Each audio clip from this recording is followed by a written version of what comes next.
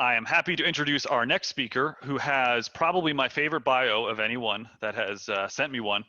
He'll be presenting on Gemini's policy laxative. This is Jerry Brower.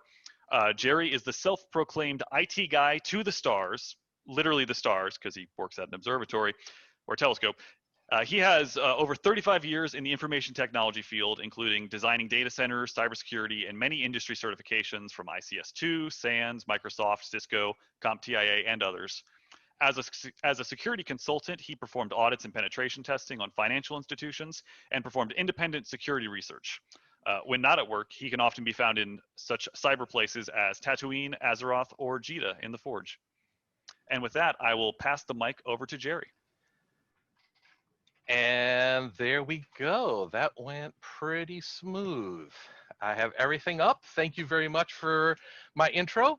I'd like to just say to everybody that if you have questions that you'd like to ask during the presentation, please use the raise hands feature. As I progress slides, I will look over here and allow some questions to be asked during the presentation.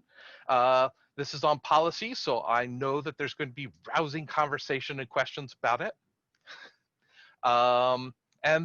Written questions, I think we'll go ahead and save to the end. You may have heard a previous talk from Gemini on what they call policy constipation. So it seems obvious that this presentation should be called Gemini's policy laxative. So when we went from policy constipation, where we struggled to get even one single policy signed and accepted in over a year, to releasing or revising over a half dozen major policies last year, I'll be revealing to everyone here just how we did that. It all started with a mouse. Well, not really. If by a mouse you mean a master information system security policy and procedures document, which this really does for you is create a plan that outlines your policy and procedures approval process, lists existing policies, risk mitigation strategies, and sets the basis for your whole cybersecurity program. This is the cement that holds all the policies together and is the foundation of the cure, not the band for the constipation thing. So how do we even get started writing policies at all? This leads me to my first tip, actually authoring process. We start with team writing in a small group of no more than 3 people, and better just 2 people. Keep the sessions free form. There's no bad ideas, no judging, just play back and forth off each other's words until it is just right.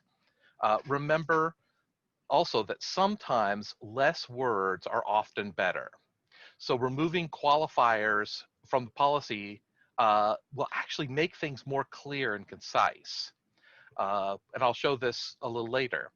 And once you find a group of writers that click with each other, keep them writing together. Don't break up the band. Sometimes you might want to like bring other people in on stuff. Try to keep the band together. If you have to, make a couple of teams of writers if you have enough people to do so. Okay, first of all, the authors should use a writing tool that is optimized for collaborative co-writing, such as Google Docs or Office 365. Personally, I prefer Google Docs as it has more tools. It's much more responsive to multiple people editing the document at the exact same time. Now that you're both in a policy document together, connect with video conferencing tools such as Zoom. Connecting with video, not just audio, allows you to have a more personal feeling. You can see each other's face as they go to something that you're doing. But this environment will make it most conducive to the light and informal co-writing environment that I was talking about in my first tip. Now for an example of the back and forth co-writing that we're trying to instill. We often start with a skeleton statement. Don't mess with security file stuff. Hey, no judging. Remember, no judging. Then we start discussing it over the video con and revising.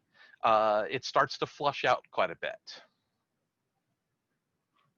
But we need to phrase each policy line in the form of who should or must or should do or do not something, right? We need to avoid being non-actionable when we're making these policy things. Now the thing starts to get more complicated as the people go back and forth trying to add a lot more details to encompass every type of situation, trying to make it encompass, well, everything. But simplicity to the rescue. Sometimes we can make a policy statement more clear and more encompassing, actually, by deleting unnecessary specifications. In this case, saying, staff shall not alter any security file or setting, period. I don't care what it is, just don't do it. Now, obviously, this isn't a real policy statement. It's just here as an example, but you can see how these principles create an environment conducive to writing a good policy. The full authoring process for us goes something a little like this. As I just said previously, co-write with just a couple people. Then we get suggestions from subject matter experts. This is an optional step. We usually use Google Docs suggestion mode to better annotate the suggestions and changes and comments on the policy document. Or whatever tool you use something similar where they can edit parts of it, but it just makes that a suggested change. All right, so then we work on folding all of those comments and suggestions back into the policy. Then we like to wait a couple days without looking or thinking about the policy at all, so that then the authors can come back for a full policy read through together. This break allows you to look at it again with fresh eyes. Lastly, we send it to reviewer comments, and we send this to the same people who will eventually sign, with the last round of suggestions being folded into the policy. Using the same people who are going to sign the policy as reviewers makes the final sign-off simple, as they already feel vested in the policy since they've been contributors to the document to begin with. This is really one of the major parts of the secret sauce.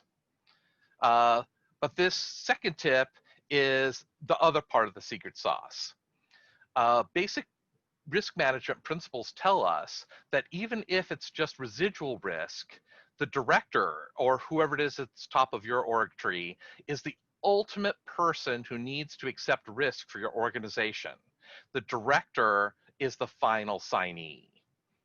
So the rest of the signatures will be the managers who are between you and the director on the org chart, right? There's no need to get a ton of signatures on a policy. Make it be basically the chain of delegated risk acceptance. Checking for hands, nope. Okay, so some special advice to policy authors out there, which I hope is everybody. Don't take the comments or suggestions personally. I mean, really, this is not art. They are not criticizing you personally.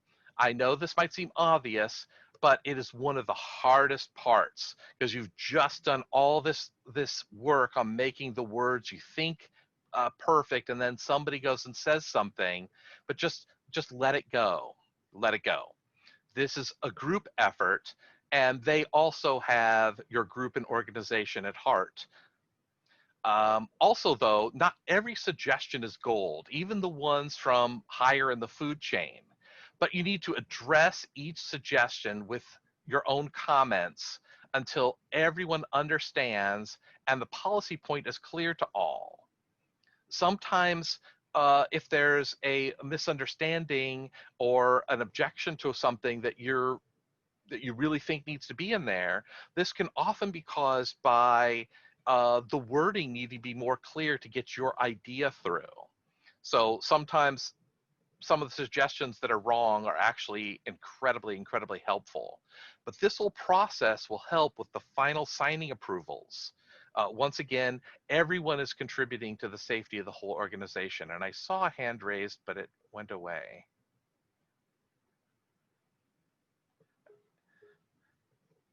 All right, I'll keep going.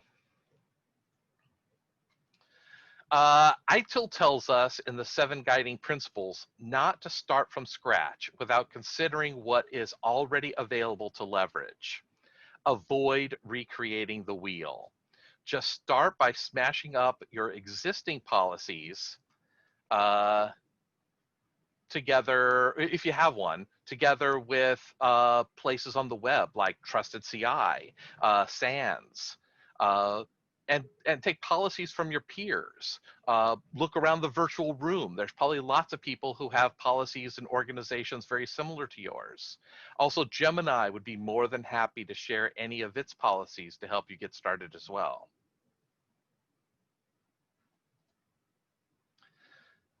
Okay, so my third tip is to keep your wording consistent amongst all your policies. Use consistent phrases with consistent meaning. I know I'm saying the word consistent a lot on purpose. To facilitate this, don't rewrite things that you've already perfected the wording on. Just clone it from your other policies. This actually helps to keep all of the meaning and understanding in your policies very consistent and very tight, because similar concepts are always expressed with the same wording. And always start your new policies from a template, also to keep the formatting consistent. Okay, so this is just a quick sample of a template we use at Gemini. This green sheet on the left is only for authors and collaborators notes and more specific logs. This one's much more verbose than the logs that normally go into the actual policy. And thus it's removed from the policy before we take a snapshot for signing and publishing. But keep this with the running version of your policy.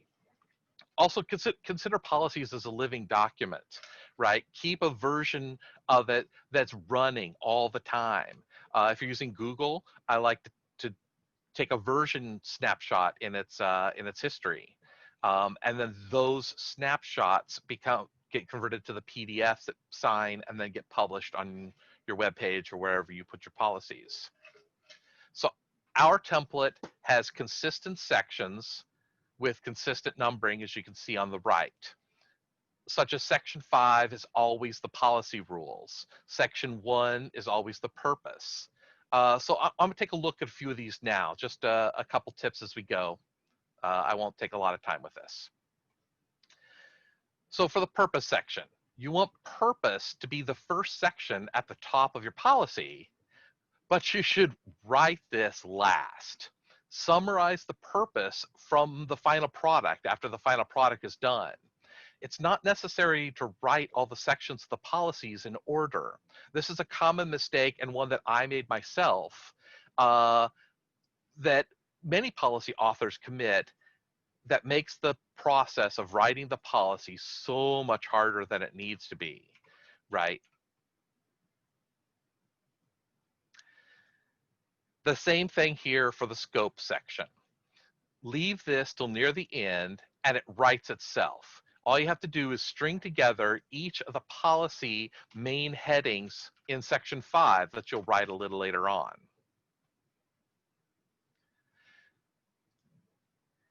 And the overview is another section to skip for now.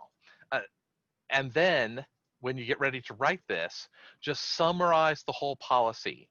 This should act like an executive summary for the policy. If the staff reads nothing else, they should get the gist of the whole policy and the main points enough that they could infer the rest of the policy just by reading the overview.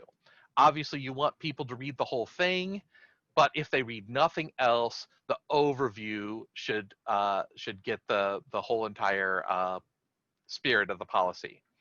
I also like to provide a reference to the master policy at the end of this section to tie any sub-policies back to the main master information system security policy. This keeps everything part of one larger security program.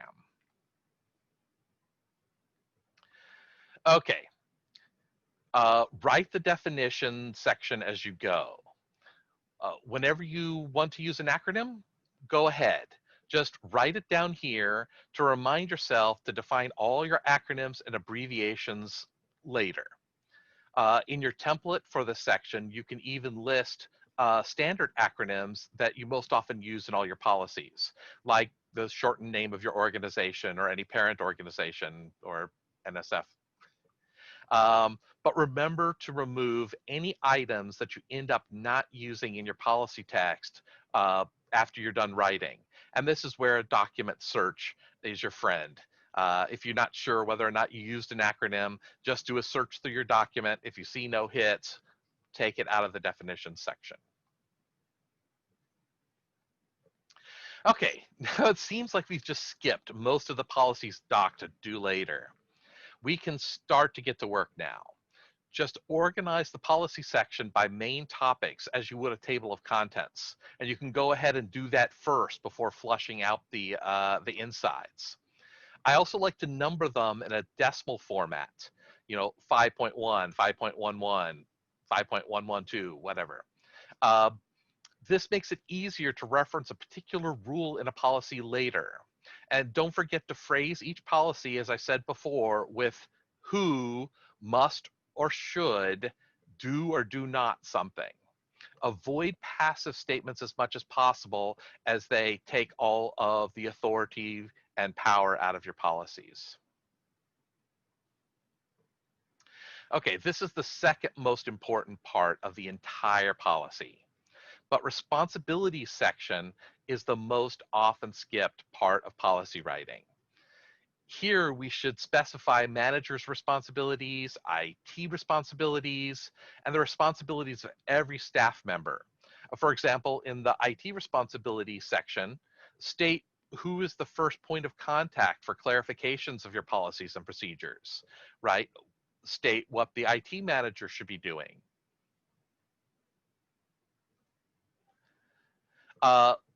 Leveraging line managers in your cybersecurity program is paramount to successful security. They are your hands-on eyes and ears on daily activities, with daily interactions with their staff in their charge and the authority to correct inappropriate cybersecurity actions. So empower them in here in the responsibility section. I like to think of the policies and, in fact, almost cybersecurity in general, very similar to how most organizations deal with the safety program, right? In the safety program, a good safety program empowers the line managers, right, to be knowing, watching, disseminating information about safety. Cybersecurity should take the same stance. Okay, so don't forget to mention external entities' responsibilities, such as vendors and visitors if appropriate. Here, it's also probably a good idea to say, if there's a visitor, who within your org is responsible for informing them or making sure that they comply. In this case here, I mentioned a Gemini sponsor, because you're not going to have a visitor coming in without somebody within your org having invited them. Approvals. Finally. This is the holy grail of the policy process, of course. Approvals and acceptance. As I mentioned earlier, we should keep the list of signatures short, and additional people should only be added when absolutely politically necessary for an individual policy. Now, thanks to the whole process and the inclusion of these same people in the review process at the early stages, signing is fast and easy now. No more struggles for like a year. And who wouldn't sign a policy that they helped write themselves? It's just a no-brainer. And this was the thing that shortened our cycle drastically. Okay, so I have a few technical suggestions to make that part of the process smoother. When obtaining the final signatures, have everyone sign a single doc that is shared in a place that everyone can reach and open directly with whatever tool you're using to sign the document, a PDF program, whatever you use to sign your document. Have it in a place where everyone can open that document directly to sign it. This avoids forked policy versions where you have some signatures in one document, the rest of the signatures in another, or worse, the PDF to everyone signing was sent by email, and each one is returned back with their signature on the PDF. Now you have a whole bunch of different PDFs, each one with one signature on it, and you need to somehow combine that together. You try to maybe move the signatures over or something, but you feel now like you're forging signatures, right? And this is really not appropriate, especially if you add digital signatures, not just signing picture representations, right? So have everyone open and sign with the same tool. Okay, so that's the end of my presentation. Policy constipation managed, and now your policies can flow freely. I think I'm actually done with that analogy. Thank you very much for your time. I saw a few hands go up and then go back down during my presentation, but maybe we can take some questions from the audience. Hopefully we have some. You can either raise your hand and we'll let you answer them directly, or type them in. Mahalo, and thank you for your time. While we wait to see if anyone raises their hand, we have one question in the Q&A that will at least kick things off. And it asks, have you found that leadership or management have strong opinions about what should or should not be included in policy, or do you do more hand-holding? When we did it the old way, yes, everyone had opinions, right? When we have started to do it this way, where a nearly full policy is presented to them at the very beginning of the process of looking it over, they may have some opinions on it, but they end up being better directed to specific parts of your policy, right?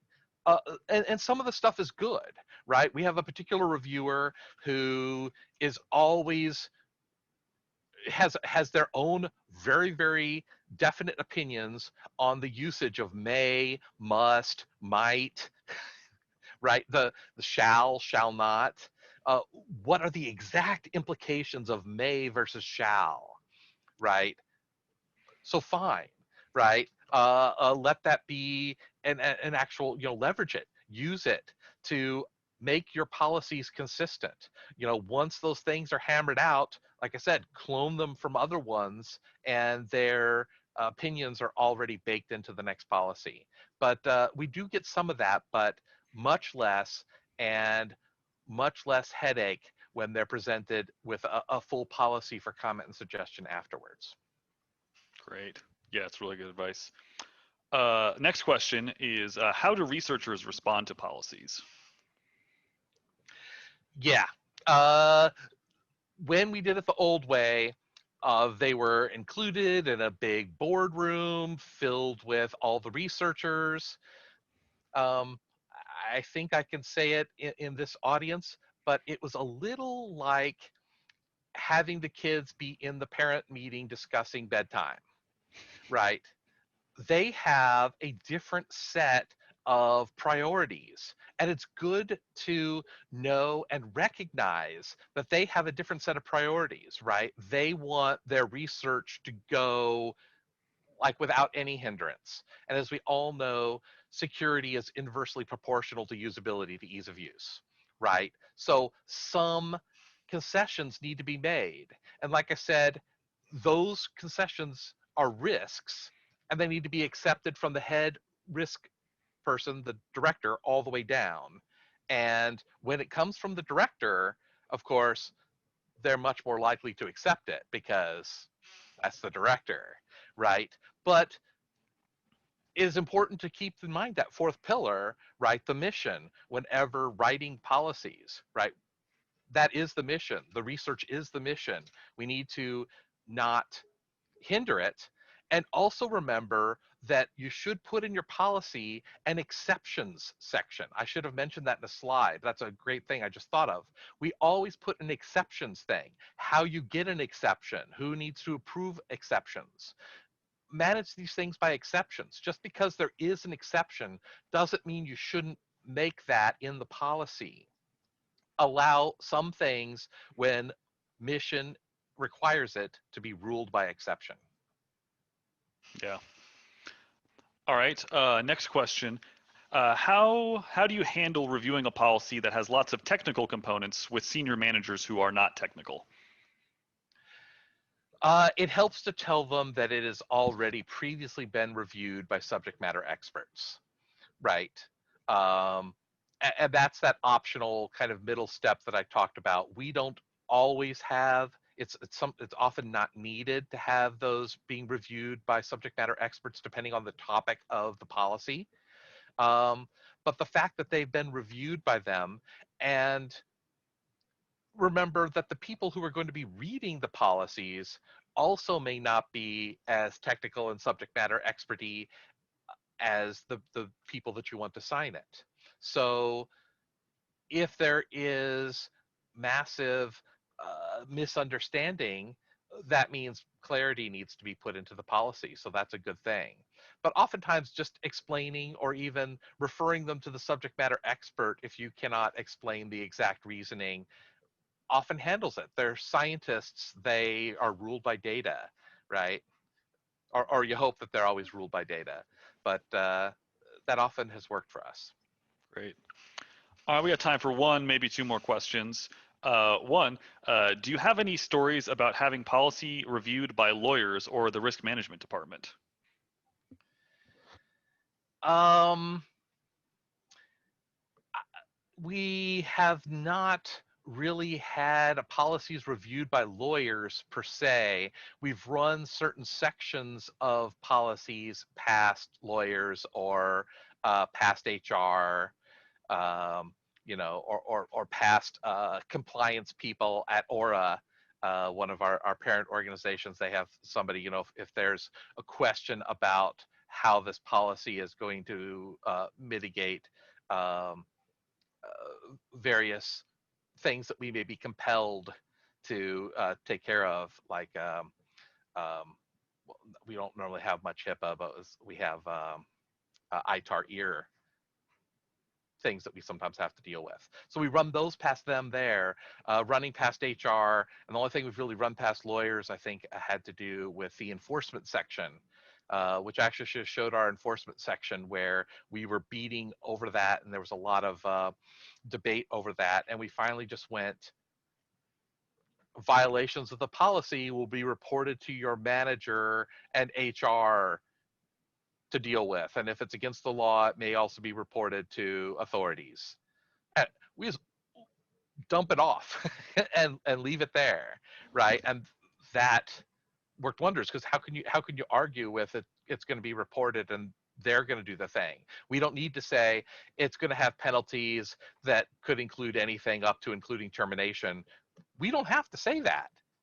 It gets dumped into HR. That's their problem.